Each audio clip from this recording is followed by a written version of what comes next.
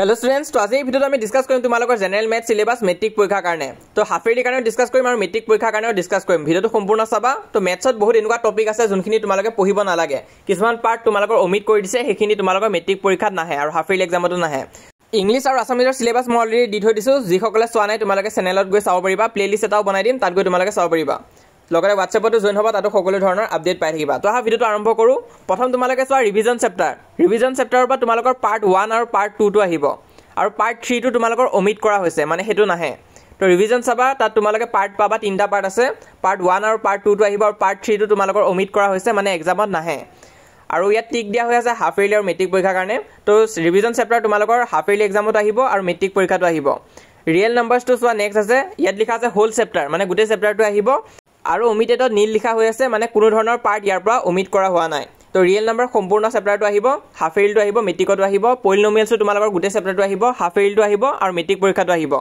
তাৰপিছত chapter number 3 pair of linear equation, এইটো তোমালোকৰ হাফ ইয়াৰলিটো আহিব, মেট্ৰিক পৰীক্ষাটো আহিব। তাৰপিছত চেপ্টাৰ নাম্বাৰ 4 এইটো তোমালোকৰ হাফ ইয়াৰলিটো আহিব, মেট্ৰিক পৰীক্ষাটো আহিব। চেপ্টাৰ নাম্বাৰ 5 টো তোমালোকৰ হাফ ইয়াৰলিত নাহে আৰু মেট্ৰিক পৰীক্ষাত আহিব। তো ইয়াত কোনো ধৰণৰ কাটা হোৱা নাই। কিন্তু চেপ্টাৰ 6 টো তোমালোকে চোৱা, ইয়াত এটা পাৰ্ট কাটি দিয়া হৈছে। ইয়াত তোমালোকৰ আপ টু এক্সাৰচাইজ 6.3 লৈ আহিব। 6.3 পিছৰখিনি কিন্তু তোমালোকৰ নাহে মেট্ৰিক পৰীক্ষাত আৰু হাফ ইয়াৰলিটো নাহে। তো এতিয়া ইউনিট টেষ্ট যে হ'ব, ইউনিট টেষ্টতো কিন্তু নাহে। তো এইটো কাৰণে তোমালোকে 6.3 লৈ কৰি ৰাখিব লাগিব, তাৰ পিছৰখিনি নকৰিলেও কোনো প্ৰব্লেম নহয়।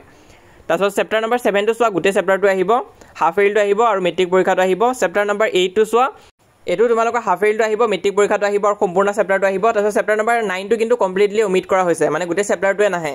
তাৰপিছত চাৰ্কেল চেপ্টাৰটো সম্পূৰ্ণ চেপ্টাৰ আহিব, কিন্তু এইটো হাফ ইয়াৰলিত নাহে, অকল মেট্ৰিক পৰীক্ষাত আহিব। কনষ্ট্ৰাকশ্যন তোমালোকে চোৱা এক্সাৰচাইজ 11.1, মানে প্ৰথম এক্সাৰচাইজটো আহিব, তাৰ পিছৰখিনি নাহে আৰু এইটো তোমালোকৰ মেট্ৰিক পৰীক্ষাতহে আহিব, হাফ ইয়াৰলিত নাহে।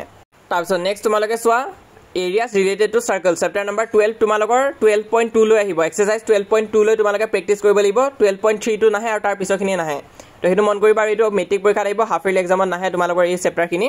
তাৰপিছত 13 নম্বৰ চেপ্টাৰটো তোমালোকৰ 13.2 লৈ আহিব, তাৰ পিছৰখিনি কিন্তু অমিট কৰা হৈছে।